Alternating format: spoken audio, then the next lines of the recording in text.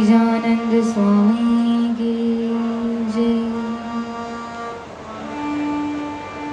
बंधु सतगुरु चरण को करो सुप्रेम प्रणाम।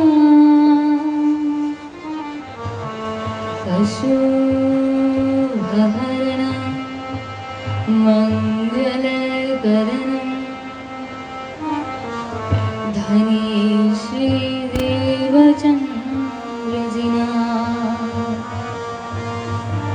श्री प्राणनाथ निज मूलपति श्री महराज सुना तेज पुरी श्यामाय युगल को पल पल करूं प्रणाम।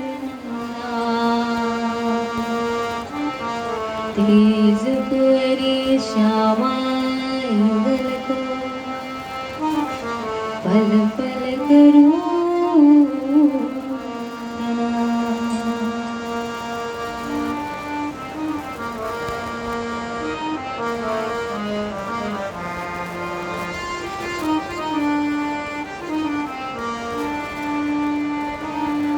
वारी रे वारी मेरे प्यारे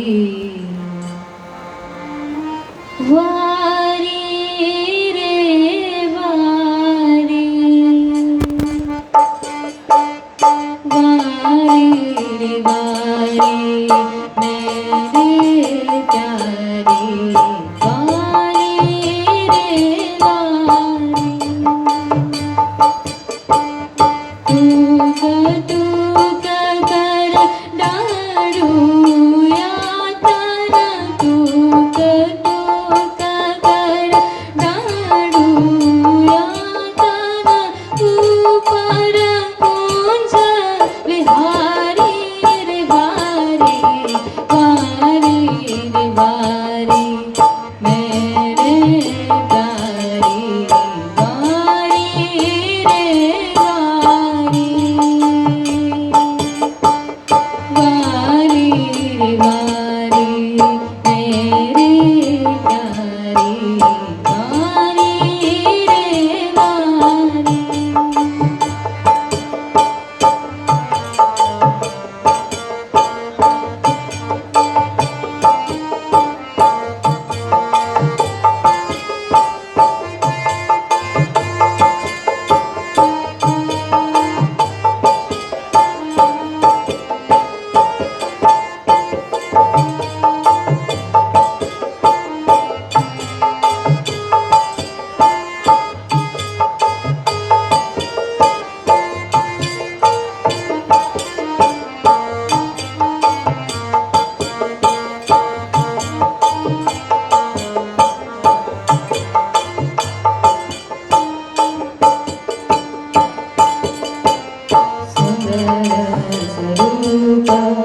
श्याम श्यामा जी को तेरा फेरा जाऊं बलिहारी।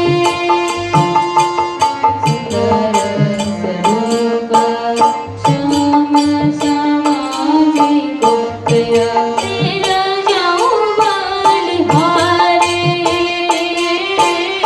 इन दो स्वरूपों दया करी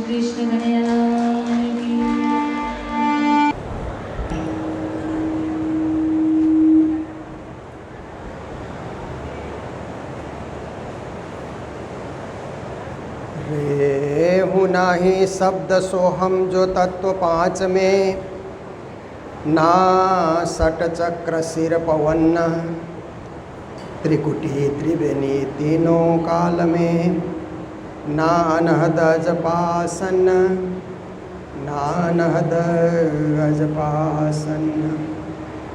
बोलो कृष्ण कन्हैया लाल की, श्री निजानंद स्वामी की, श्री प्राणनाथ प्यारे की, महारानी बैजुराज की, महाराजा छत्रसाल की, आचार्य पीताम्बरदास महाराज की, गुरुजी मंगलदास महाराज की, श्री कृष्ण प्रणामी धर्म की, तीनों पुरी धाम की, सर्व सुंदर साध की। रेहूं नाही नवधा में, मुक्ति में भी नाही प्रणाम। उपस्थित धर्मप्राण शिरोमणि सुंदर साथ जी, माताएं बहनें भाइयों, बहुत ही सुंदर अवसर, सुखद अवसर, आनंदप्रद अवसर। श्री 5 महामंगलपुरी धाम, इस धाम के पवित्र प्रांगण में अच्छे चरण धरो श्री राज मेरे आंगन, प्यारे कदम रखो श्री राज मेरे आंगन। बहुत सुंदर ढंग से राज्य को आह्वान किया गया है। हे राज्य, आपके अच्छे अच्छे चरण, सुंदर चरण, सुकोमल चरण, दिव्य चरण मेरे घर आंगन में आ जाए। तो ऐसे ही हमारे महामती स्वामी श्री प्राणनाथ जी महाराज जो हमारे आराध्य हैं, उनके अति पावन, अति अच्छे, अति सुकोमल चरण जिस धाम में पड़े, जिस आंगन में पड़े, जिस भूमि में पड़े, हम लोग उसी भूमि में बैठ करके उनके वाणी सुन रहे हैं, उनको ही याद कर रहे हैं, उनका ही सुमिरन कर रहे हैं, उनका ही ध्यान कर रहे हैं। तो ऐसा मौका जीवन में कभी कभी आता है। ऐसे तो धर्म प्रचार यात्रा में हम लोग देश विदेश जाते हैं, पर जो उद्भव भूमि है, जहाँ से धर्म उदय हुआ, जहाँ से ज्ञान का उदय हुआ, जहाँ से जागने का उदय हुआ, ऐसे पावन भूमि में बैठ करके अपने जीवन को सफल बनाना, golden period of your life, this is the golden period of your life. ये कहने में कोई अत्युक्ति नहीं होगी कि ये आपके जीवन का स्वर्ण अवसर है। स्वर्ण भी इसके लिए छोटा है। ये महान से महान अवसर, बड़े से बड़ा अवसर, सुंदर से सुंदर अवसर आपको पवित्र होने के लिए मिला हुआ है। तो हम लोग यहाँ चर्चा सुन रहे हैं। श्री जी महाराज चर्चा कैसे सुननी चाहिए इस संदर्भ में भी हमें समझाते हैं। चर्चा कथा तो तेहने कहिए जे आप रोवे रोरावे, दिन दिन त्रास बध तो जाए ते बंदर देना छुड़ावे। कहते हैं चर्चा कथा ऐसी हो कि सुनाने वाला भी द्रवित हो जाए और सुनने वाले भी द्रवित हो जाएं।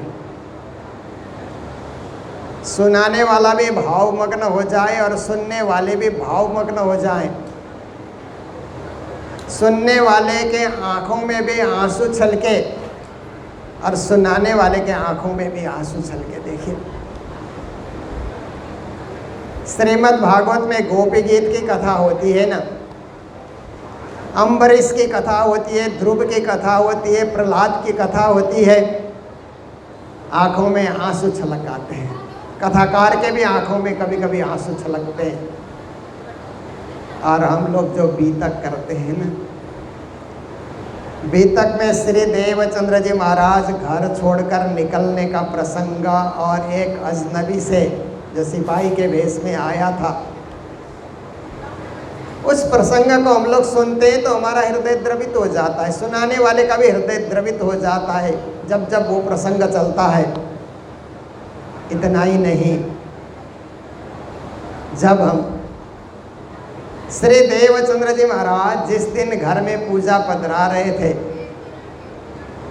उस दिन मूर्ति गायब हो गई तो सदगुरु की अवस्था कैसी रही होगी, उस अवस्था का स्मरण करते हैं तो हमारा हृदय द्रवित हो जाता है। सारा दिन कैसे निकाला होगा। फिर आप देखिए कि श्री प्राणनाथ जी महाराज के जीवन को जब हम सुनते हैं, पढ़ते हैं, चर्चा करते हैं, तो प्राणनाथ जी महाराज ने जो विरह किया गोवर्धन जी के धाम जाने के बाद, वो प्रसंग भी रुला देने वाला प्रसंग है। और उसके बाद विदेश की यात्रा करके आए तो सदगुरु ने उस प्रणाम को स्वीकार नहीं किया, वो और हृदय विदारक प्रसंग है। जब हम फूलबाई का प्रसंग सुनते हैं तो आंखों में से आंसू टपकने लगते हैं कि कैसे श्री जी से उनको जुदा होना पड़ा। फिर आप देखिए ऐसे प्रसंग आगे बढ़ते जाते हैं तो दिल्ली में जाकर के बड़ी पत्री श्री इंद्रावती के वासना लिखे प्रणाम कोटांड कोट अभिधारियो इनको लीजो धनी की ओट। ये चौपाई जब पढ़ते हैं तो कहीं न कहीं हृदय पिघलता है, आंखों में आंसू छलकते हैं, क्योंकि कई कई प्रसंग ऐसे होते हैं कि आपके दिल को छूने वाले प्रसंग होते हैं। श्री जी महाराज कहते हैं चर्चा करो तो दिल को छू जाए, आपके मन का मंथन करे, हृदय को द्रवित करे, हृदय में वो उतरे, तो ऐसी चर्चा हो। और चर्चा सुनाने वाला भी सजल नेत्र से सुनाए और सुनने वाले भी सजल नेत्र से सुने, उसी को कथा, उसी को चर्चा कहा जाता है। जो आप रुवे रो रहा है, दिन दिन त्रास बद तो जाए, कहते हैं कि मरने का त्रास तो दिन दिन बढ़ रहा है ना, जैसे उम्र बढ़ती है ना, अब कितने दिन बचे, अब कितने दिन बचे, ऐसा शुरू होता है। आप देखिए जन्म उत्सव मनाने का आनंद कब तक आता है? 50 साल तक। 50 साल के बाद जब सेकेंड हाफ शुरू हो जाता है ना, फिर एक एक करके जन्म उत्सव मनाने के दिन घटने लग जाते हैं ना। एक तरफ लोग बोलते हैं हैप्पी बर्थडे, आपका मन में एक दर्द होता है, अब हैप्पी बर्थडे सुनने के कितने दिन रहे, अब तो उम्र घटती जा रही है।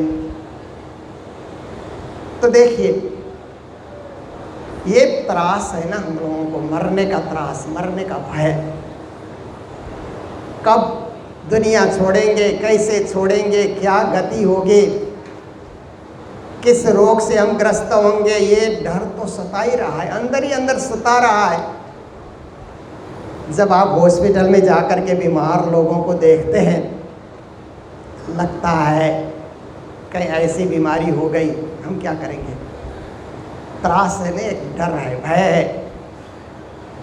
कभी कभी यात्रा करते हैं तो भी भय सताता है। ट्रेन की दुर्घटना की बातें हमने सुनी, तो ट्रेन में चढ़ते हुए कभी ऐसा डर सताता है। हवाई जहाज में उड़ते समय भी डर सताता है, आकाश में उड़ रहा है, कभी कभी वहाँ भी तूफानों से उसको टकराना पड़ता है। तो अब देखिए त्रास तो जीवन में डर है, पर जहाँ हमारी भक्ति दृढ़ हो गई, राज्य मेरे साथ है ना, मेरा कुछ नहीं होगा, श्री राज्य मेरे रक्षक, श्री राज्य मेरे सहायक, बस उनका नाम लेकर के मुझे निकलना है, उनको भूलना नहीं है। जब यात्रा प्रारंभ हो, घर से निकलते हुए हम कहें या गाड़ी में बैठते हुए हम कहें, सदा महामति दाहिने सन्मुख बाई जुराज, नाम लेत 17 साल का सिद्ध हो वे सब काज, जारे धनी धनवट करे, प्यारे बलबैरी ना हरे, भले गया काम सराड़े चढ़े, मन चित व्याकार दिशे। अगर इन चौपाइयों को पाठ करके आप निकले तो आप अभय हो जाएंगे, निर्भय हो जाएंगे, फियरलेसनेस हो जाएंगे, आप में निर्भयता आ जाएगी। किस बात के लिए डरना, राज्य मेरे साथ चल रहे हैं। तो देखिए इस तरह से हम त्रास से बच सकते हैं, डर से बच सकते हैं। और मृत्यु का भय तो प्रणामी को जरा भी नहीं होता, क्योंकि प्रणामी धर्म, प्रणामी निजानंद संप्रदाय में दीक्षित होने के बाद वो कभी मरता ही नहीं है। उसको ज्ञान होता है शरीर छूट जाएगा, बस इतना ही है। जैसे किराए के घर को छोड़ करके अपने घर में चले गए, इतना ही दुख होगा।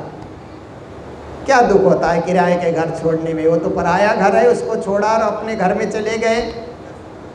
किराए के शरीर को छोड़ा और परात्म शरीर में चले गए। किस बात के लिए डरना, किस बात के लिए भय करना, कुछ है नहीं भय करने की जगह। तो इस प्रकार से फिर देखिए प्रणामी परंपरा में धाम गमन कहते हैं ना, मृत्यु नहीं कहा जाता है। हमारे सामने मृत्यु है नहीं, हमारे सामने तो गमन है, धाम गमन, एक जगह से दूसरी जगह हम गमन कर रहे हैं।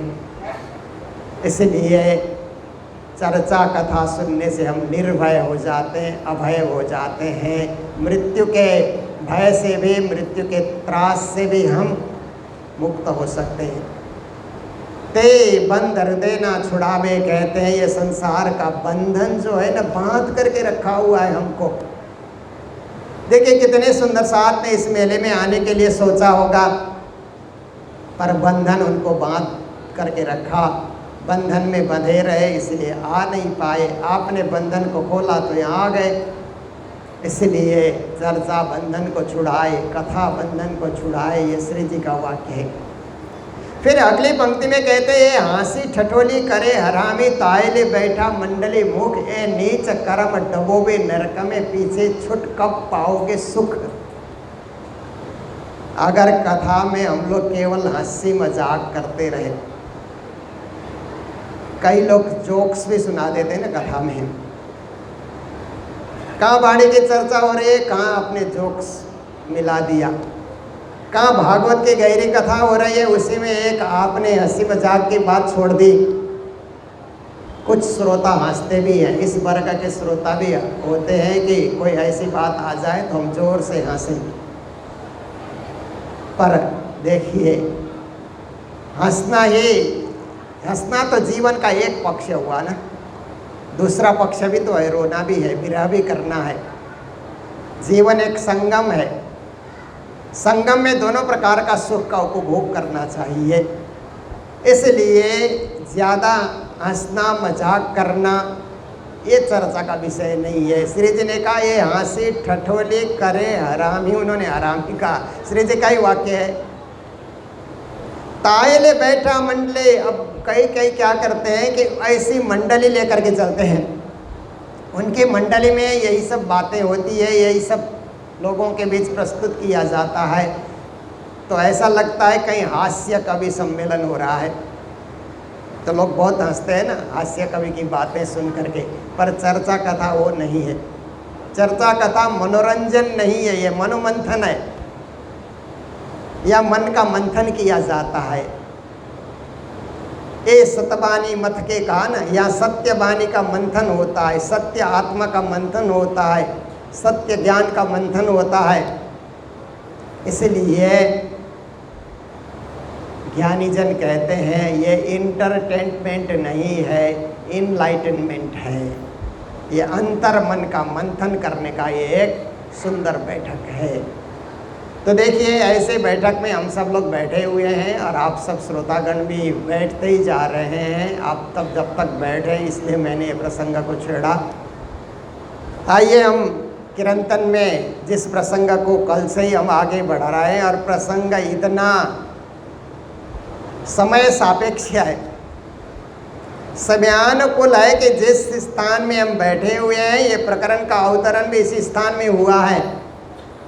जब वैष्णव लोगों ने और वेदांती लोगों ने, भिन्न भिन्न संप्रदाय के लोगों ने श्री जी को घेरा और जिज्ञासा रखी कि आपका संप्रदाय का उद्देश्य क्या है, आप कौन हैं, किस पद्धति को मानते हैं। जैसे हरिद्वार में पूछा, यहाँ भी पूछा। पूछने वाले तो एक ही तरह के प्रश्न हर जगह पूछते ही हैं, क्योंकि नए लोगों के मन में जिज्ञासा होती है, और जिज्ञासा को शांत करना ज्ञानियों का काम होता है। तो उनके पूछे सवाल का जवाब इस प्रकरण में श्री जी महाराज देते जा रहे हैं। और आज के प्रसंग में कहते हैं, रेहो नाही नवधा में, मुक्ति में भी नहीं। कहते हैं कल कहा ना, अजपा जाप में नहीं हूँ, सट चक्र में नहीं हूँ। शरीर में सट चक्र की चर्चा करते हैं। श्री जी महाराज ने कहा मैं उसमें भी नहीं हूँ, और अजपा जाप में भी मैं नहीं हूँ। आज कहते हैं मैं नवधा भक्ति में भी नहीं हूँ। क्योंकि देखिए, आप भागवत में सुनते हैं कि हिरण्यकशिपु ने अपने बेटे प्रहलाद को पढ़ने के लिए गुरु संड और अमर्क के पास भेजा।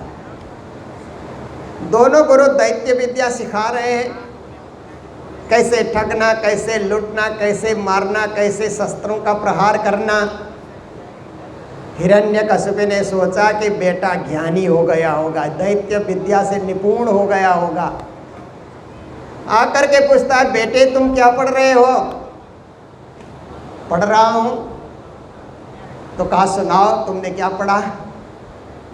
तो प्रहलाद ने कहा, श्रवणम कीर्तनम विष्णु स्मरणम पाद सेवनम अर्चनम बंदनम दास्यम सख्यम आत्मनिवेदनम। पिताजी, विष्णु भगवान की 9 प्रकार की भक्ति की जाती है। श्रवण करना, स्मरण करना, पाद सेवन करना, अर्चना करना, वंदना करना, दास्य भाव रखना, सख्य भाव रखना, और आत्मनिवेदन, आत्मा को उनके चरणों में अर्पित कर देना। ये नवधा भक्ति है। तो हिरण्यकशिपु कहता, अरे बेटा ये किसने तुमने बताया? क्या इन गुरुओं ने बताया? तो गुरु लोग भी कांपने लगे, नहीं नहीं महाराज, हमने तो दैत्य विद्या की शिक्षा दी है, न जाने ये कहाँ से ये सब सुना रहा है आपको। क्योंकि प्रहलाद तो जब गर्भवास में थे तभी नारद जी ने कयाधु को शिक्षा दी थी, तभी से सीख करके आए थे। तो फिर प्रहलाद को मारने के लिए अनेक प्रयास करता है, ये तो भागवत का प्रसंग है। पर प्राणनाथ जी महाराज ने नवोधा भक्ति की यहाँ पर बातें की कि मैं नवोधा में भी नहीं हूँ। और परिक्रमा ग्रंथ में जाकर के तो नवोधा से न्यारो कहो 14 भवन में नाय, सो प्रेम कहाँ से पाइए जो पस्त गोपिका माए, वहाँ भी एक चौपाई आती है।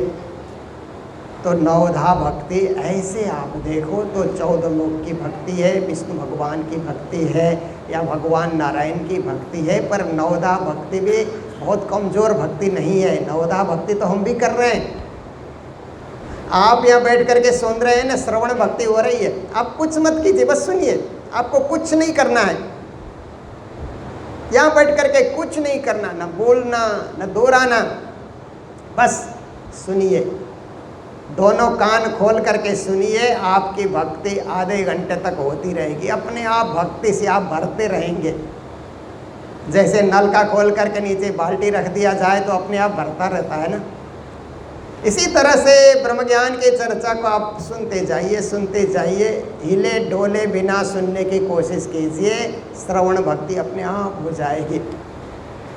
और जब कथाकार लोग कीर्तन लगाते हैं ना, धून कीर्तन लगाते हैं ना, कभी कभी बीच में कि कहीं श्रोताओं को नींद न सताए, इसके लिए बीच बीच में ब्रेक देते हुए धून लगाते हैं। तो आपको कीर्तन करना है, उस समय ये नहीं सोचना है कि दूसरे लोग गा रहे हैं, संगीतकार गा रहे हैं, ये उनकी ड्यूटी है, हम क्यों गाएं। क्योंकि हमारे अंदर एक मैं होता है ना, अंदर मैं, वो कहता है मैं क्यों गाऊं, मैं क्यों ताली बजाऊं, मैं क्यों जयकारा लगाऊं, और लोग तो कर ही रहे हैं। वो भी एक अहम है। वो जब निकल जाता है ना, अपने अंदर से हट जाता है, दूर हो जाता है, तो अपने आप कीर्तन करने लगते हैं, अपने आप ताली बजाने लगते हैं, और अपने आप हम जय जयकार करने लग जाते हैं।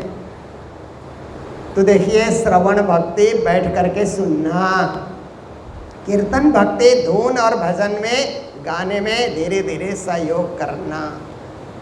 स्मरण भक्ति है माला जाप करना, परमात्मा का नाम का स्मरण करते हुए माला जाप करना। पाद सेवन भक्ति है, अच्छे चरण धरो श्री राज मेरे आंगना, प्यारे कदम रखो श्री राज मेरे आंगना, कंचन थाल श्री जमुना जल झारी, लेव में चरण धुआऊं मेरे श्री राज। ऐसे कहते हुए राज्य के चरण को धोना, चरण की वंदना करना, उनके चरणों का आचरण अपने जीवन में उतारना, पाद सेवन भक्ति है। अर्चना भक्ति है, पूजा आओ जी बालम हरे घेरे, श्रृंगार बदलते हुए आप पूजा भी गाते जा रहे हैं, अर्चना भक्ति है, पूजा पाठ को कहा जाता है।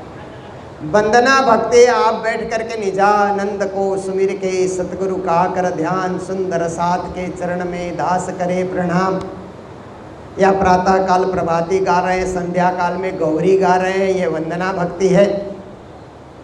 फिर उसके बाद दास्य भक्ति है, अपने आप को दास समझना, हम उनके दास हैं। दास मतलब सेवक, सेवक हैं हम उनकी सेवा में उपस्थित हैं।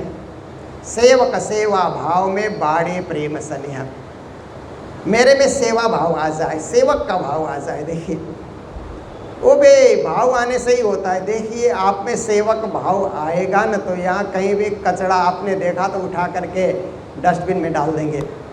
सेवा भाव आने से किसी को कहने की जरूरत पड़ती नहीं है, अरे यहाँ कर्मचारी लगे हुए हैं ना, ये उनकी ड्यूटी है, हम क्यों उठाएं। सेवक भाव जब तक नहीं आता है, ऐसे ही सोच करके आप कुचलते हुए जाएंगे। पर सेवा भाव आते ही, मुख थी सेवा तूने सीखूं, जो तू अंतर आड़ो टाल, अनेक विध सेवा तणी तूने उपज से तत्काल। मुख से कहने की जरूरत नहीं पड़ती, हृदय अपने आप सेवा करने के लिए प्रस्तुत हो जाता है। तो सेवक भाव आ जाना वो दास्य भक्ति है। उसके बाद है सख्य भक्ति। सखी और सखा की भक्ति। हम कृष्ण की सखी हैं, हम राज्य की सखी हैं, अंगना हैं, राज्य मेरे अंगी हैं। अंगी और अंगना भाव, प्रिया और प्रीतम भाव, आशिक और मासूक भाव, इसको सख्य भक्ति कहा जाता है। और आत्मनिवेदन भक्ति है कि अपने आप को सुपुर्द कर देना, उनके बन जाना, मैं कुछ नहीं। कहते हैं ना, जब मैं थी तो हरि नहीं, जब प्रभु मैं तो मैं नाई, प्रेम गले अति सांकड़ी या में दो न समाए। मैं और परमात्मा नहीं, परमात्मा और हम उनमें समर्पित हैं, उनके चरणों में अर्पित हैं। देखिए, प्रणामी मुक्ति विचित्र मुक्ति है। प्रणामी सिद्धांत की जो मुक्ति है ना, वहाँ समर्पण है पर लय नहीं है। संन्यास परंपरा की मुक्ति में लय है। आप देखिए, इस्लाम परंपरा की भक्ति में भी लय है। और आप देखिए कि बौद्ध धर्म की परंपरा में भी लय है, जैन धर्म की परंपरा में भी लय है। मुक्ति मतलब लय हो जाना। पर हमारी मुक्ति लय नहीं है। हम फिर भी राज्य के चरणों में बने रहेंगे, हमारा अस्तित्व बना रहेगा, अस्तित्व मिटेगा नहीं।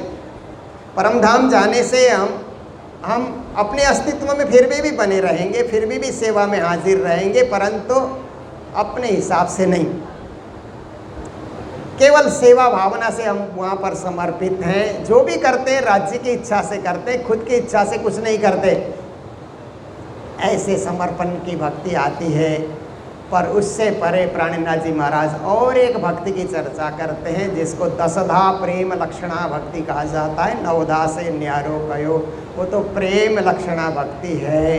प्रेम को आगे रख करके भक्ति करना, जहाँ भी प्रेम से, जैसे हम प्रणाम करके मिलते हैं ना, वो प्रेम को आगे रख रहे हैं ना। कहीं भी सुंदर साथ से मिलते हैं तो हाथ जोड़ करके प्रणाम करते हैं, मंदिर में जाते हैं तो प्रणाम करते हैं।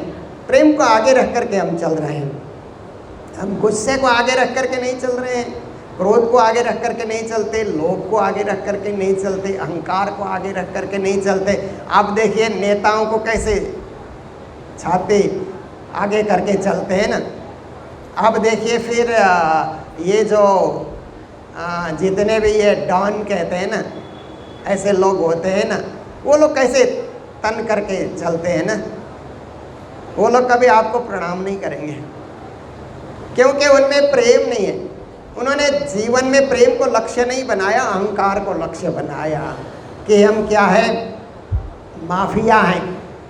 बहुत सारे माफिया लोग होते हैं ना, भू माफिया कहते हैं और कई माफिया होते हैं। वे लोग चलेंगे तो प्रेम आगे नहीं रखते, अहंकार आगे रख करके। हम बोस हैं, हम जो चाहे कर सकते हैं। पर एक प्रणामी चलता है तो प्रेम आगे रख करके चलता है। वो तन करके नहीं चलता है, वो तो विनम्र हो करके चलता है, झुक करके चलता है, हाथ आगे जोड़ करके चलता है। जहाँ भी सुंदर साथ मिले ना, तो ऐसा नहीं सोचना चाहिए कि सामने वाला हाथ जोड़े तो ही हम हाथ जोड़ेंगे, वो भी एक अहंकार है। हम क्यों न पहले हाथ जोड़ें? हमने किसी को देखा तो पहले हमारे हाथ जुड़ जाएं। अगर ऐसी भक्ति हम में आ जाए, ऐसा समर्पण हम में आ जाए, तो प्रेम लक्षणा भक्ति हम में पक गया है। अभी कच्चा नहीं है, हमारी भक्ति कच्ची नहीं है, हमारी भक्ति पक चुकी है, परिपक्व हो चुकी है। ऐसे हमें अनुभव होगा। तो देखिए कि श्री प्राणनाथ जी महाराज ने उन संतों को, उन भक्तों को, उन आचार्यों को कहा कि मैं नवधा में नहीं हूँ, मैंने एक सीढ़ी आगे बढ़ा ली है। 10वीं सीढ़ी में मैं चढ़ चुका हूँ। 9 सीढ़ी चढ़ने के बाद ही 10वीं सीढ़ी आती है ना। तो आप कोई 10वीं में पढ़ रहा है, क्लास 10 में पढ़ रहा है, किसी ने आकर के पूछा कि आप कौन सी क्लास में पढ़ते हो, तो वो 9 की बात नहीं करेगा, मैं 10वीं में हूँ, क्योंकि एक सीढ़ी आगे हो चुका है ना। वो फिर 9वीं की बात, 8वीं की बात वो नहीं करता है, पर आया तो उसी सीढ़ी से है। ऐसे भी नहीं कहा जा सकता कि नवधा भक्ति को छोड़ो, क्योंकि हमारे में भी नवधा भक्ति है। जैसे भागवत में कहा जाता है कि नवधा भक्ति में श्रवण भक्ति के आचार्य तो परीक्षित को कहा जाता है। फिर कीर्तन भक्ति के आचार्य नारद जी को कहा जाता है। स्मरण भक्ति के जो आचार्य हैं वो राजा रंतिदेव को कहा जाता है। फिर पाद सेवन भक्ति के आचार्य लक्ष्मी जी को कहा जाता है। ऐसे ही अर्चना भक्ति है, वंदना भक्ति है, अक्रूर को कहा जाता है। फिर आप आगे जा कर के देखिए कि दास्य भक्ति हनुमान जी की कही जाती है।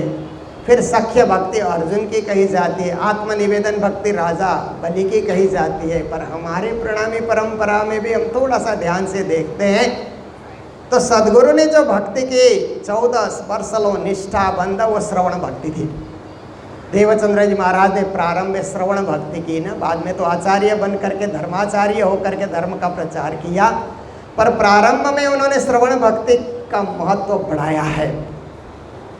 और प्राणनाथ जी कीर्तन को लेकर के चल रहे हैं तो कीर्तन भक्ति विश्वव्यापी बनाने का श्रेय प्राणनाथ जी महाराज को जाता है। गांधी भाई का स्मरण भक्ति है। देखिए सदगुरु महाराज को याद करते हैं, 2 बार जहाज में चढ़े और सदगुरु के पास लौट करके आना पड़ा, विदेश नहीं जा सके और सदगुरु की सेवा में हाजिर रहे, स्मरण भक्ति है।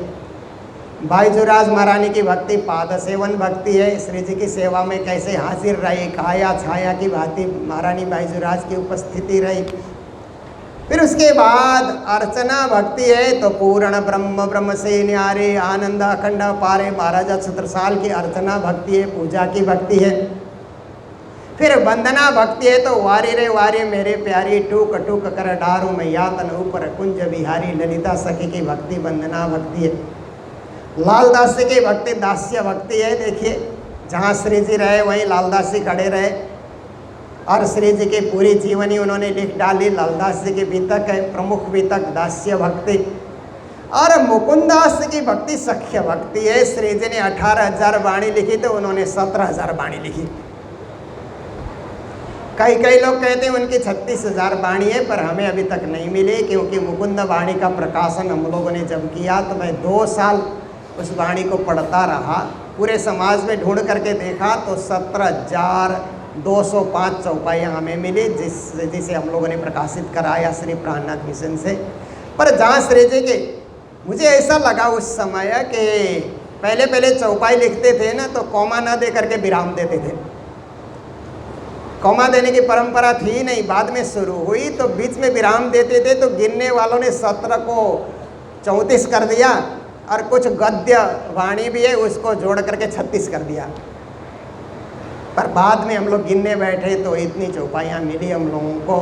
पर उन्होंने जहाँ श्री जी 18,000 लिख रहे हैं वहीं 17,000 लिख रहे हैं, तो सख्य भक्ति तो है ना, उनके समान ही वो भी। और जो मुकुंद वाणी में है वो श्री जी की वाणी में है, उसी की व्याख्या है, उसी का विस्तार है, अलग कुछ नहीं लिखा उन्होंने। उसी में खो करके और सुंदर व्याख्या करने के लिए उन्होंने प्रयास किया है। तो ये सख्य भक्ति का हम अनुभव कर सकते। फिर उसके बाद आत्मनिवेदन भक्ति है, वो तो केशवदास महाराज की भक्ति है। जैसे आप देखिए उन्होंने वाणी को एक ही जिल्द में संकलन किया, वाणी अलग अलग थी, 14 ग्रंथ अलग अलग थे। केशवदास महाराज को श्री जी का आदेश थे, उन्होंने संकलन किया और संकलन करने के बाद श्री जी के जन्म तिथि में बंगला जी मंदिर में उन्होंने रखा, खुद भी समर्पित हो गए। कभी कभी बीतककार कहते हैं कि लालदास जी भी बीतक लिखने के बाद समर्पित हो गए, पर लालदास जी के और ग्रंथ मिलते हैं, छोटी वृत्ति, बड़ी वृत्ति, कुरान का माजजा, भागवत सार, ऐसे 5-6 ग्रंथ उनके और मिलते हैं। यदि बीतक लिखने के बाद वो चले गए होते तो इतने सारे ग्रंथों का आविर्भाव भी कैसे हुआ। श्री जी के सामने तो लिखने का मौका ही नहीं मिलता था। इसलिए ज्ञानी जन कहते हैं कि लालदास जी महाराज 58 तक रहे, क्योंकि श्री जी महाराज ने जाते जाते महामती का पद उन्हें दे करके गया, तो वो उस पद को लेकर के 58 तक रहे। इसीलिए 20 वर्ष कायम होशी दुनिया सचराचर को, जो 120 वर्ष की गिनती आती है ना 38 से 58 तक, वहाँ लालदास जी को भी लिया जाता है। तो ये अपना अपना अनुभव है, इल्मियों का अपना अपना प्रसंग है। जो मैंने गुरु से सुना वो आपको सुना रहा हूँ।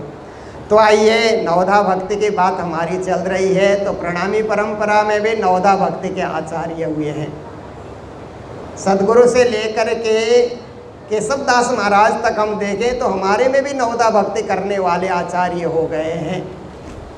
तो श्री प्राणनाथ जी महाराज नवधा से हम भिन्न तो नहीं हैं, तो नवधा से एक सीढ़ी हम आगे खड़े हैं। वो है दसदा भक्ति, प्रेम लक्षणा भक्ति। प्रेम के बिगुल बजा करके हम लोग चलते हैं। हर कार्य हम प्रेम से करना चाहते हैं। हम उतावले होकर के जल्दीबाजी में नहीं करते हैं ना। श्री जी ने भी कहा, जिन हड़बड़ाओ मोमिन, कहते हैं ना, हुक्म करता आपे काम। हड़बड़ में जो काम करता है ना, वो ब्रह्म सृष्टि का काम नहीं है। हड़बड़ में करने से गड़बड़ भी हो जाता है ना। आप राज्य की पूजा हड़बड़ी में कर रहे हो, आराम से करिए, ध्यान से करिए। भोग तैयार कर रहे हैं तो अभी भोग तैयार कर रहे हैं प्रेम से, और आरती सजा रहे हैं तो अभी आरती सजा रहे हैं। चंदन घिस रहे हैं तो ध्यान चंदन में ही हो। जो करें ध्यान उसी में टिके। उसी को प्रेम लक्षणा भक्ति कहा जाता है। प्रेम में पागल भी नहीं हो जाना है। पीवना प्रेम और मगन न होना, ये सुख औरों है मुश्किल। श्री जी कहते हैं ना, हमारी भक्ति ऐसी है कि प्रेम को पीना भी है, मगन नहीं भी होना है। मीरा कहती है ना, लागे ऐसे लगन मीरा हो गई मगन। मीरा की भक्ति तो मगन होने की भक्ति है, पर हम मगन हो जाएंगे तो सेवा छूट जाएगी। आप मगन हो जाओगे तो नाचने लग जाओगे, सेवा छूट जाएगी। सेवा का बहुत बड़ा एक मार्ग आपसे वंचित हो जाएगा। इसलिए लगन भी लगे और मगन भी न हो। लगन में ही हम बने रहें, होश में रहें, बेहोश न हो। भक्ति करते हुए हम बेहोश हो जाएं तो सेवा छूट जाती है। भक्ति होश के साथ करें, हम विचार के साथ करें, चिंतन के साथ करें। जो करें कर रहे हैं ऐसा हमको अनुभव भी हो, और जो कर रहे हैं उसको करने का हमारे दिल में एहसास भी हो कि यही कर रहे हैं, ऐसा करके। तो देखिए, इसको प्रेम लक्षणा भक्ति कहा जाता है। गुरुजी मंगलदास जी ने अपने प्रार्थना पुष्पांजलि में इसके लिए 2 पंक्ति रखी। प्रेम रूप मन प्रेम तना, प्रेम साज श्रृंगार, खेल हो रस प्रेम माया, प्रेम आहार विहार। रूप भी प्रेम का, मन भी प्रेम का, तन भी प्रेम का, जीवन भी प्रेम का, आहार भी प्रेम का, विहार भी प्रेम का, सब कुछ प्रेम ही प्रेम। हमारे ऊपर से नीचे तक, पांव से सिर तक प्रेम ही प्रेम भरा हुआ होना चाहिए। तो हमारी चाल से पता लगता है। आप चल करके आएंगे ना तो आपकी चाल से पता लगता है कि आप में प्रेम है कि नहीं। बोलने से पता लगता है प्रेम है कि नहीं। तो देखिए, ऐसी प्रेम लक्षणा भक्ति है। तो श्री जी महाराज कहते हैं, नवधा से आगे की ये भक्ति है। इसलिए रेहू नाही नवधा में, नवधा भक्ति में हम अभी नहीं हैं। फिर मुक्ति में भी नहीं। उन्होंने कहा कि मैं मुक्ति में भी नहीं हूँ। क्या है ये? 4 प्रकार की मुक्ति की व्याख्या हमारे धर्म ग्रंथों में आती है ना। भागवत में भी है 4 प्रकार की मुक्ति। आप देखिए, सारूप्य मुक्ति, सालोक्य मुक्ति, सामीप्य मुक्ति, सायुज्य मुक्ति, ये 4 मुक्ति कहा जाता है ना। वो 4 मुक्ति में क्या होता है कि 4 मुक्ति में क्या होता है कि सालोक्य मुक्ति का अर्थ होता है परमात्मा जिस लोक में है उसी लोक में पहुंच जाना। विष्णु भगवान जहाँ पर है उसी लोक में पहुंच जाना, उसको सालोक्य मुक्ति कहा जाता है। फिर उसके बाद है सारूप्य मुक्ति। जैसे विष्णु भगवान का स्वरूप है ऐसे ही उनके पार्षदों का भी स्वरूप है, उसी स्वरूप में मुक्त हो जाना। सामीप्य मुक्ति का होता है उनके समीप हो जाना, एक न चरणों के पास हो जाना। सायुज्य का अर्थ होता है उनमें लय हो जाना, अपना अस्तित्व कुछ नहीं रखना, विष्णुमय हो जाना। पर हमारी भक्ति कैवल्य भक्ति कहा जाता है। प्रणामी भक्ति क्या है? शास्त्रों की भाषा में कैवल्य भक्ति कहा जाता है। ये क्या है कि परमात्मा के समीप भी है, परंतु परमात्मा के सामने हमारा अस्तित्व भी बचा हुआ है। मुक्ति है, केवल मुक्ति है, पर लय नहीं है, विसर्जन नहीं है। समर्पण है पर विसर्जन नहीं है। देखिए कैसी निराली भक्ति है, कैसी विशुद्ध भक्ति है कि वहाँ भी आप आनंद विभोर हो रहे हैं, वहाँ भी राज्य की सेवा में हाजिर हैं, वहाँ भी राज्य को अपने आँखों से दर्शन कर रहे हैं और सब कुछ राज्य की इच्छा से कार्य कर रहे हैं ना। वहाँ भोग धराते हैं तो कहते हैं ना, ये सब इच्छा सो मगावे पर सखियों को सेवा भावे, कहते हैं ना। राज्य चाहे तो परम धाम में अपनी इच्छा से भोग व्यंजन वस्त्र लत्ते कपड़े साज श्रृंगार खुद मंगा सकते हैं, श्रृंगार अपने आप हाजिर हो जाएंगे। पर सखियों को तो सेवा चाहिए ना, सेवा के बिना सखियां रह नहीं सकती हैं, इसलिए सखियां सेवा करने के लिए सामग्री को लेकर के उपस्थित हो जाती हैं। ये परम धाम की लीला है। और परम धाम में सखियों का भी अस्तित्व है, जैसे सूर्य के सामने किरणों का भी अस्तित्व है ना। सूर्य के साथ किरणें हैं, लय नहीं है किरणों का कि एक सूर्य का गोलाकार ही रह गया, ऐसी बात नहीं, उससे किरणें छूट रही है। ऐसे ही राज्य के सामने भी 12,000 सखियां किरणों के रूप में वहाँ पर अपने अस्तित्व में हैं। तो 4 प्रकार की मुक्ति में मैं नहीं हूँ। श्री जी महाराज ने कहा कि मुक्ति में भी नहीं ना हो आवागमन ना। आगे की पंक्ति में कहा आने और जाने वाली भक्ति में भी हम नहीं हैं, क्योंकि कहा ना कि स्वर्ग का सुख है। पर कहते हैं, गीता में कहते हैं, तेतम भुक्त्वा स्वर्गलोकम विशालम क्षिणे पुण्य मर्त्यलोकम विसंति। पुण्य के फल से स्वर्ग जाया जाता है, पुण्य समाप्त होने के बाद स्वर्ग से गिरना पड़ता है। आवागमन की भक्ति हुई ना, हमें ऐसी भक्ति नहीं चाहिए कि हम वहाँ जाएं और लौट करके आएं। ऐसी भक्ति तो क्षणिक भक्ति हुई ना, क्षणिक सुख मिला, फिर भय सताने लगा कि कब लौटना होगा, कब लौटना होगा। देवता भी भयभीत होते हैं। गायन्ति देवा अखिल गीत गानी धन्यास्तु ये भारत भूमि भागे। स्वर्ग के देवता भी कहते हैं कि भारत के मनुष्य भाग्यशाली हैं कि परमात्मा की भक्ति करके अखंड मुक्ति को पाते हैं। हम तो स्वर्ग में भयभीत हो रहे हैं कि कब पुण्य खत्म हो जाए, कब गिरना पड़े। वैकुंठादि लोकेशु गमनागमनम प्रभु। वैकुंठ आदि लोकों में भी आवागमन लगा हुआ है। पर श्री जी कहते हैं हम जिस परम धाम की चर्चा करते हैं वहाँ आवागमन नहीं है। न स पुनरावर्तते यस्मिन गता न निवर्तन्ते भूया। जहाँ जाने के बाद दोबारा लौट कर आना नहीं पड़ता, वो हमारा परम धाम है। इसलिए ये क्या है कि आवागमन से रहित प्रदेश है, वो अखंड है, अनादि है, शाश्वत है। ऐसा वो दिव्य परम धाम है। वेद कतेब हिसाब में ना है। फिर कहते हैं कि वेदों ने जहाँ तक आपको इशारा किया, कतेब ने जहाँ तक आपको इशारा किया, श्री जी कहते हैं तारतम उससे आगे इशारा करता है ना। क्योंकि प्राणनाथ जी की वाणी कहाँ से शुरू होती है? जहाँ भागवत वेद पुराण शास्त्र उपनिषद, जहाँ जाकर के एक ऐसे ठिकाने में जाकर के रुक जाते हैं कि आगे का वर्णन क्या है, आगे का वर्णन क्या है। न स पुनरावर्तते, इससे आगे क्या है? तो श्री प्राणनाथ जी महाराज वहाँ से शुरू होते हैं तारतम ज्ञान को लेकर के। इससे आगे बेहद है, अक्षर है, अक्षरातीत है। जबकि अक्षर अक्षरातीत की बातें गीता में भी है। परमधाम शब्द गीता में भी है।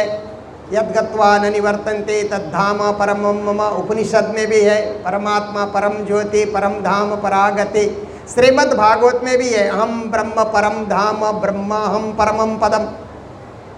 परम धाम शब्द है, पर कितना दूर है, कहाँ है, उसकी स्थिति क्या है, उसमें ऐश्वर्य क्या है, उसमें वैभव क्या है, ये श्री जी ने खोल करके बताया। इसलिए कहते हैं कि वेद कतेब ने जहाँ तक बताया मैं उससे परे हूँ, उससे आगे हूँ, उससे आगे का ज्ञान मेरे पास है। इसलिए आप लोग सुनना चाहो तो सुनो।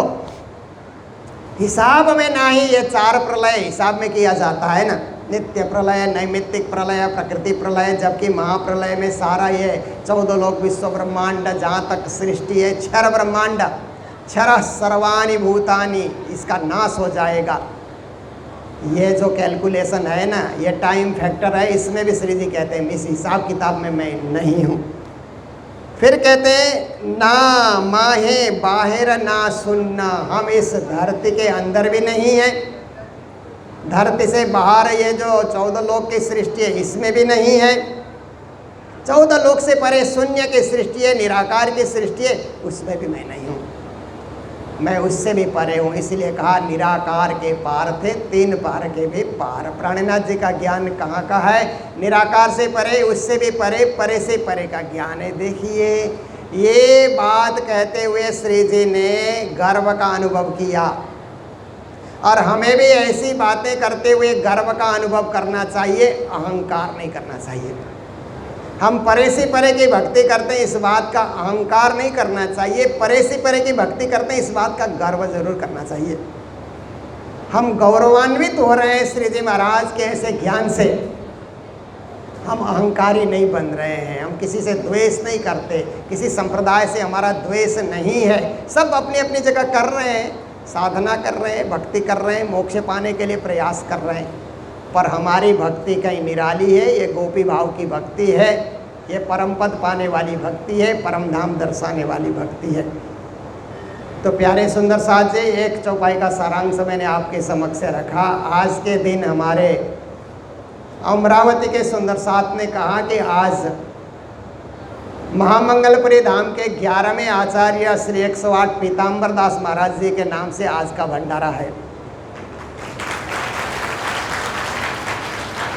तो मैंने सोचा कि पीताम्बर दास महाराज तो हमारे गुरु के गुरु हैं, महागुरु कहा जाता है, दादा गुरु कहा जाता है। और कालिम्पोंग में गुरु महाराज के पास उनके वस्त्र भी हैं, उनके खड़ाऊ भी हैं और उनके जप किए हुए माला भी है गुरु महाराज। और एक स्वरूप साहिब भी पीताम्बर दास महाराज ने गुरु जी मंगलदास जी को दिया था, कालिम्पोंग में आज भी मौजूद है। हम लोग पीताम्बर दास महाराज की तिथि आती है तो सब इन चीज़ों के दर्शन करते हैं। तो थोड़ी सी बात मैं पीताम्बर दास महाराज की करना चाहूँगा कि 11वें आचार्य कितने महान थे। और ये जो भव्य मंदिर है ना महामंगलपुरी का, वो उनके कार्यकाल में ही निर्माण हुआ ये मंदिर का,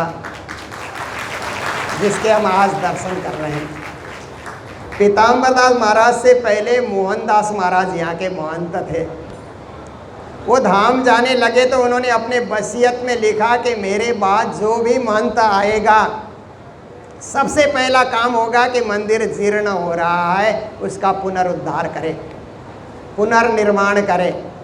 और वसीयत के साथ थोड़े से सोना चांदी द्रव्य जो उनको चढ़ा था वो भी पोटली बना करके उन्हें रख दिया था।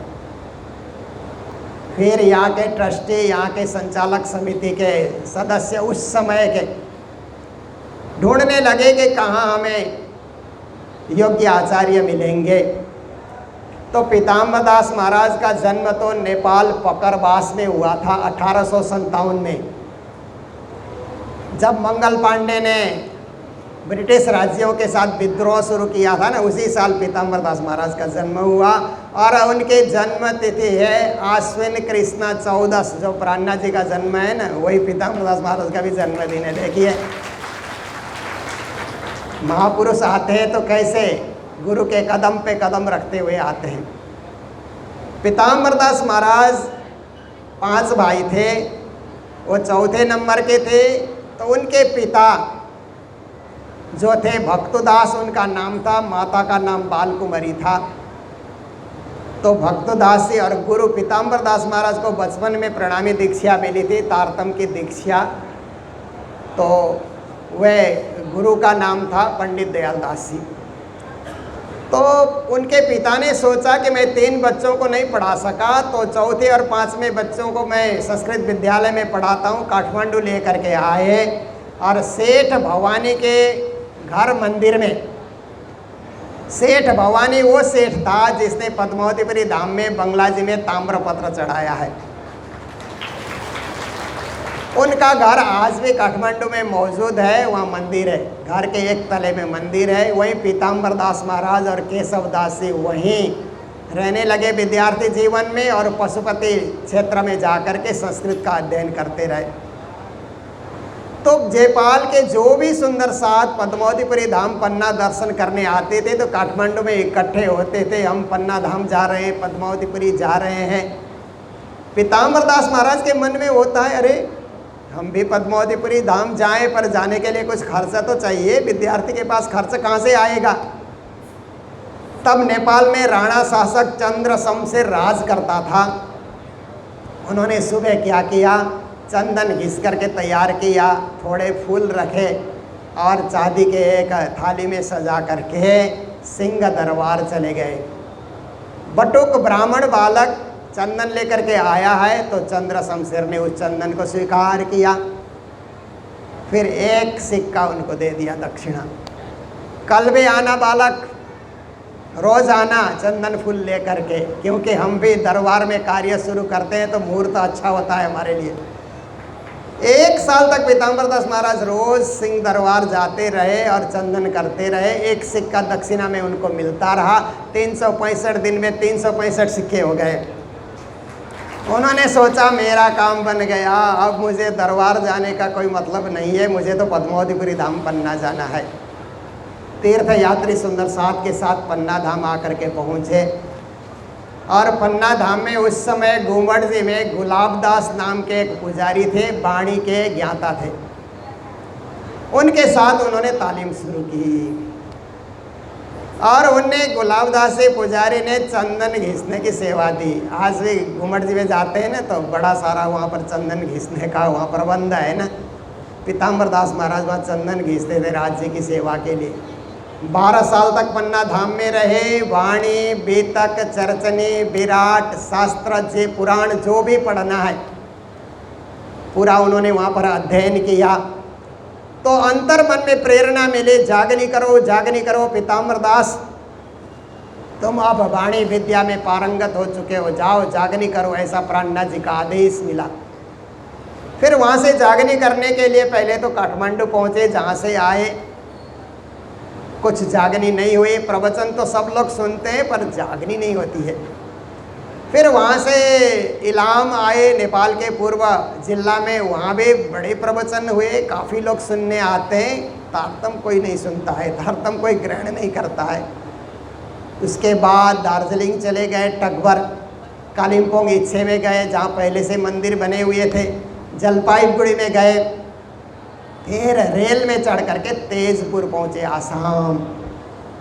तेजपुर में उतरे तो वहाँ के लोगों ने कहा कि आप जागनी करना चाहते हैं, शिष्य बनाना चाहते हैं तो आप रंगशाली चले जाइए, वहाँ नई बस्ती बस रही है और बहुत सारे भावुक लोग वहाँ पर गौ पालन का कार्य भी करते हैं, खेती भी करते हैं, आप वहाँ चले जाइए। तो रंगशाली जा कर के पहुँचे। वहाँ जब उन्होंने वाणी चर्चा और प्रवचन सुनाना प्रारंभ किया ना तो 1 हफ्ते में 400 लोगों की एक साथ जागनी हो गई। बोलो कृष्ण कन्हैया लाल की। उन्हें लगा ओहो राजी महाराज आसाम में मेरे से जागनी कराना चाहते थे, क्योंकि यहाँ तक धर्म पहुँचा नहीं था, इसीलिए श्री जी महाराज ने मुझे यहाँ भेजा। खूब जागनी हुई। गुरुजी मंगलदास जी के पिता भी वहीं पहुँचे, माता पिता बालक मंगल को लेकर के उनकी भी वहीं जागनी हुई। उसके बाद सब सुंदर साथ जागे तो एक मंदिर की स्थापना भी वहाँ हुई, जिसको आज पीताम्बर पिंड धाम कहा जाता है। असम रंगशाली में दर्शनीय मंदिर है। फिर उसके बाद सारे सुंदर साथ कहने लगे, गुरु महाराज आप पद्मावतीपुरी धाम की बातें सुनाते, हमें ले चलिए ना, दर्शन कराइए पन्ना धाम के।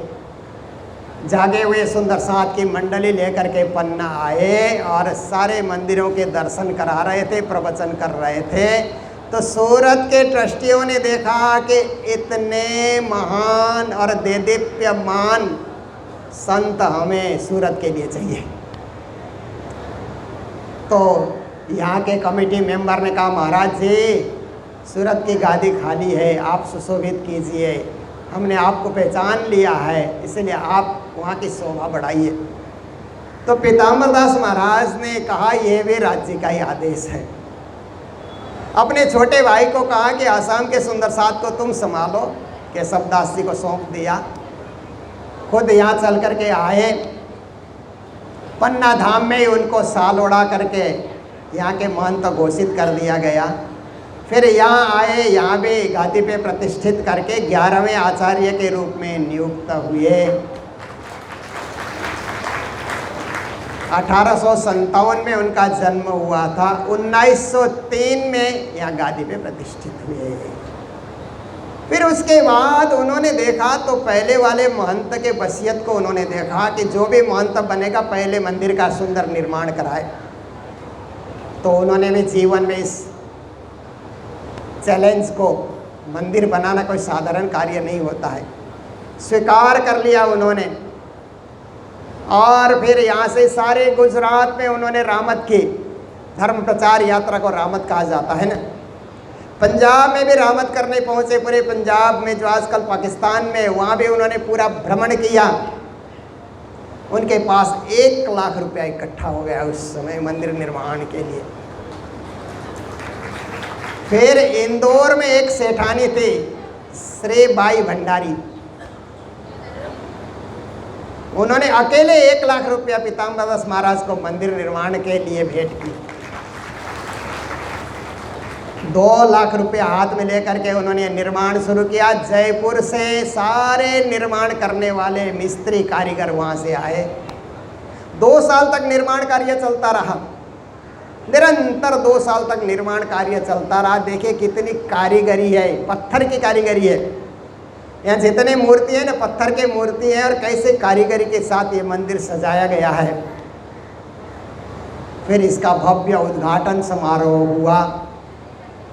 तो जब मंदिर का निर्माण होता था तो गुरुजी भी आसाम से पन्ना आए माता के साथ, फिर छोटे भाई भी उनके साथ थे। फिर यहाँ निर्माण कार्य में गुरु मंगलदास से भी साथ रहे, कभी पत्थर ढोना, कभी ईंटा ढोना। उनकी माताजी भोजन इत्यादि बनाती थी। तो गुरु महाराज कहते थे मेरी माँ इतनी सेवा करती थी मंदिर के निर्माण कार्य में कि उनकी साड़ी 24 घंटे भीगी के भीगी रहती थी। बर्तन धोना, भोजन बनाना, सेवा करते रहना, पोछा लगाना। देखिए, क्योंकि सेवा से बढ़कर कोई धर्म नहीं है ना कोई सेवा, ना कोई सुख इन सेवा समान। जो दिल संकुल करे पहचान, तुम सेवाए पाम सोए पार, ए बचन धनी कहे निर्धार। तो जो कुछ मैंने सुनाया पीताम्बर दास महाराज की जीवनी, गुरुजी मंगलदास जी के मुख से जो सुना था, और उनकी जीवनी छपी है पीताम्बर प्रबंध, उसके आधार पे मैंने कुछ उनकी जीवनी रखने का प्रयास किया। तो गुरु मंगलदास जी महाराज पीताम्बर दास महाराज को बहुत महत्व देते थे, बहुत ही ज़्यादा महत्व देते थे। इसलिए हम लोग भी पीताम्बर दास महाराज की तिथि आती है तो उनको याद करते हैं। तो हमारे अमरावती के सुंदर साथ गुरु वक्ता रमेश जी हैं, बसंती जी हैं, उनके सुपुत्र हैं, और भी परिवार के सभी सदस्य यहाँ पर हैं। तो आज मुझे बताया गया कि आज पीताम्बर दास महाराज के नाम से भंडारा है, तो मेरा भी हृदय द्रवित हो गया कि आज उनके नाम से 11वें आचार्य के नाम से ये सब हो रहा है। तो उनकी थोड़ी सी जीवनी रखनी चाहिए। आपके समक्ष कुछ जीवनी रखी गई है। समय अधिक हो रहा है और भी कार्यक्रम बहुत हैं। मैंने तो आचार्य महाराज जी को यही कहा था, ऐसा समय मुझे दीजिए कि यहाँ के किसी भी कार्यक्रम में कोई विघ्न ना आए, अलग से ही समय। और ये प्रातःकालीन समय उन्होंने मुझे दिया है, और इसी समय कल भी हम लोग मिलेंगे। परसों तो पूर्णावती होगा कार्यक्रम का, कल भी इसी तरह हम लोग यहीं मिलेंगे और इस प्रकरण की चौपाई को आगे बढ़ाएंगे। तो अभी आप सभी को श्रोता बन करके आप लोगों ने ध्यान से सुना, सभी को बहुत बहुत साधुवाद देते हुए मैं अब चौपाई दोहराने जा रहा हूँ। आशा है आप सब लोग भी साथ दोहराएंगे, और इसके बाद हम लोग प्रेम से पिया तुम तैसी का गायन करेंगे, अर्जी करेंगे। बोलो सतगुरु महाराज की, श्री प्राणनाथ प्यारे के, सर्व सुंदर साथ के। रेहो नाही नवदा में, मुक्ति में भी नाही।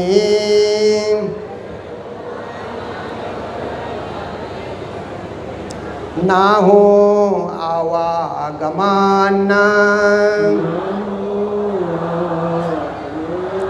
वेद कतेब हिसाब में नाही।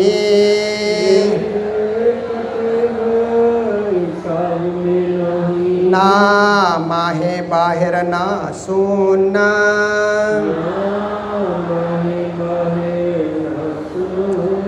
ना माहे बाहिर ना सुना।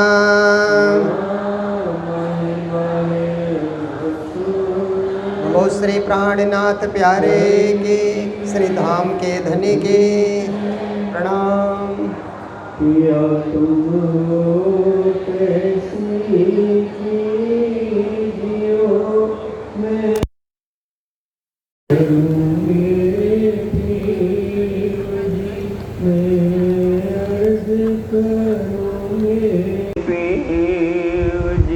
पिया हम जैसी तुम जिन करो, मेरा तलफ तलफ जाए जीव जी, मेरा तलफ तलफ जाए जीव जी।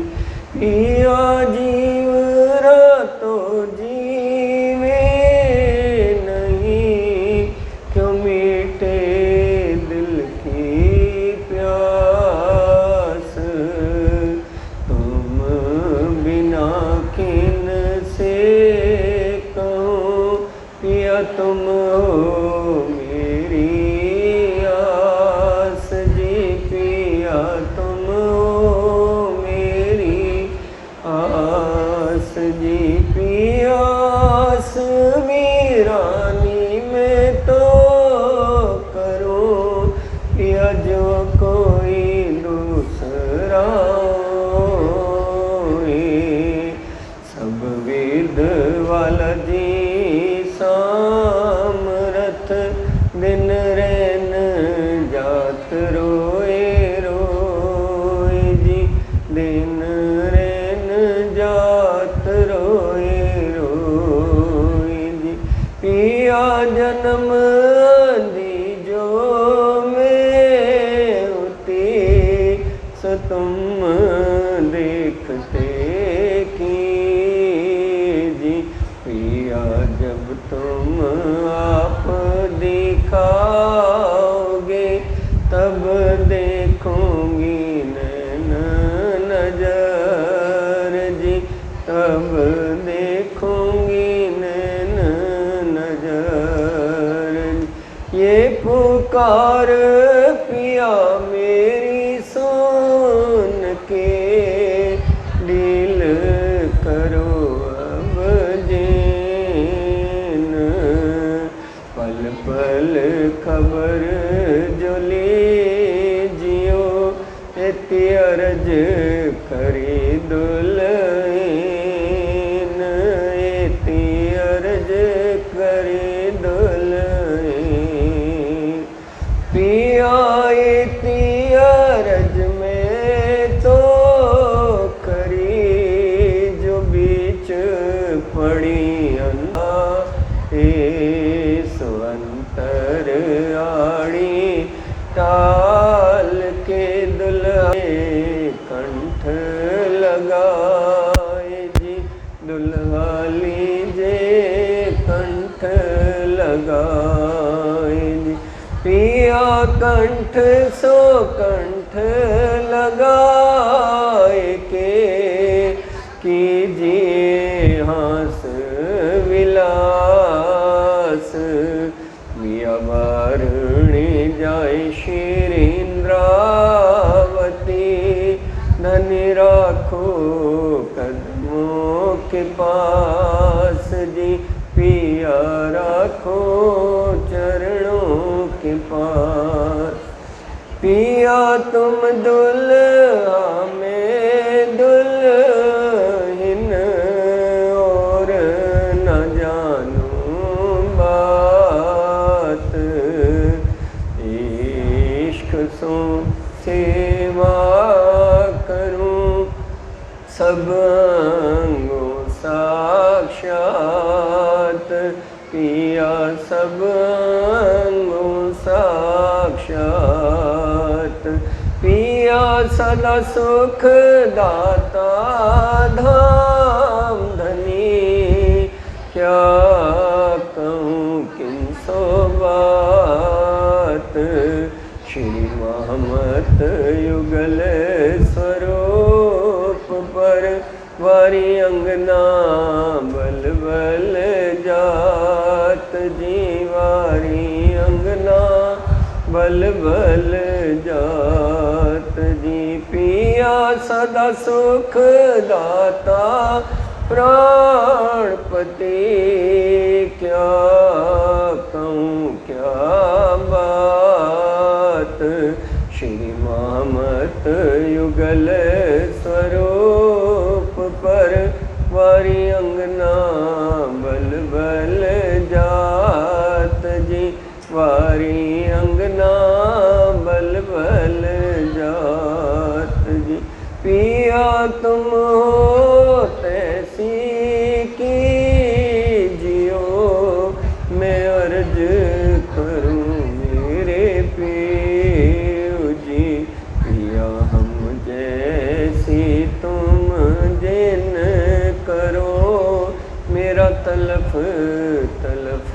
जाए जीव जी, मेरा तलप तलप जाए जीव। लक्ष प्राणनाथ प्यारे की। प्राणनाथ सुंदर